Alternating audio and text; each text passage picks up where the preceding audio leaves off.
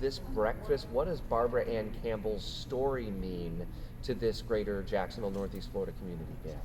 Well, for those who don't know the story of Barbara Ann Campbell, she was the sister-in-law of former Mayor Jake Godbold, and she was killed at the hands of her husband. And they came forward and said, we want to lend her name to Hubbard House to bring awareness, because oftentimes people think domestic violence happens to those other people, whoever those other people are. But domestic violence can happen to anybody, anywhere, any station of life. And so this breakfast brings awareness to that, and also brings awareness to the fact that it's the community that is coming out to support survivors. And that's a strong message to survivors when they know that people they don't even know are coming out to say, we shouldn't let this happen anymore. Is there a common look to domestic violence, a common thread to domestic violence? How can we be better as a community to see? We need to look at the signs, and we need to understand that this happens, that a lot of times this is behind closed doors. So that person who is our neighbor and we think are great guys and are doing well, and then when their partner says, hey, they've been abusing me, we need to believe that person, because we don't see what happens behind closed doors. And when we do see or hear or know something, we need to reach out for help, reach out to the survivor, not in the presence of the abuser, obviously, and just let them know about Hubbard House Services.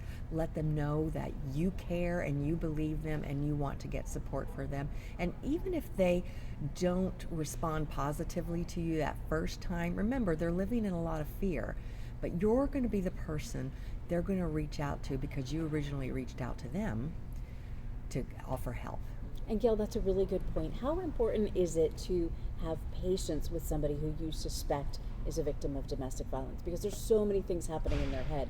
Defense, they're ashamed, and sometimes they may react, like you said, not positively when all you're trying to do is help.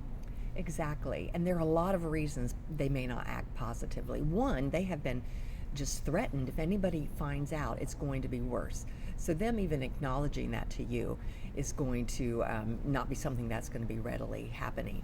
So just understand that they have a lot of barriers that they don't know about. And like you said, this is a crime. Let's just remind everybody, domestic violence is a crime. It's a crime where, as you said, victims feel guilty and ashamed. And so understand all those dynamics are coming in. They're frightened. They don't know what to do. They don't know how to reach out.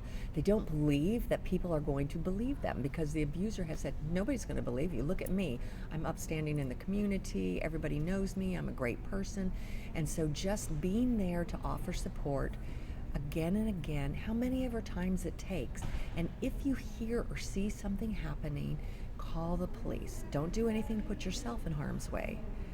But call the police. If there's an incident happening and the apartment next to you and you hear it, call the police and have help come and help that survivor. Even if the survivor says, please mind your own business. Yes. A couple of weeks ago, you put out the annual fatality report, and as we talked about it the morning that it came out, there were some discouraging signs that come with it, but a couple of weeks later, as you reflect on the numbers and the trends and what we're seeing in Duval County and in the greater Jacksonville area, what gives you encouragement and hope that maybe we are becoming a more accepting society where we are believing survivors and we're providing the resources and the tools? What's giving you that encouragement? Well, the hope and encouragement is today. It's you two coming and covering this story because this is important. I'm telling you, 30 years ago, that would not have happened. And when the community comes out like they do every October to memorialize Barbara Ann Campbell and to hear the courageous story of survivors, and they are saying, we are here for you, that gives me hope and encouragement. When people are coming together like Jacksonville does so well, every day that gives me encouragement. I am really blessed to work in a community where people care so much about survivors and aren't afraid to show it.